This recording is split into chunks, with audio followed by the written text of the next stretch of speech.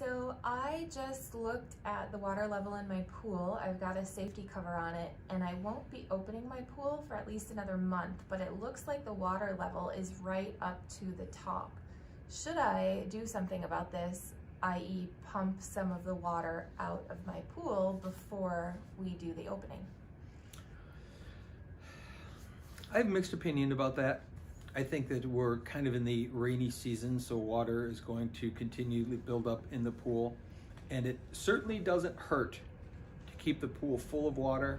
However, it's not necessarily good either to have the pool overflowing.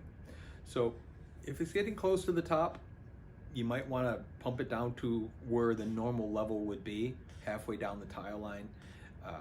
Certainly in a vinyl liner pool, if you're full to the top, you always run the risk of getting additional water behind the liner because that's not a sealed system unless you have something that's designed for that. Like in our case, we use a system that we can put ceramic tile in and the liner actually attaches below water level, but it's designed to seal.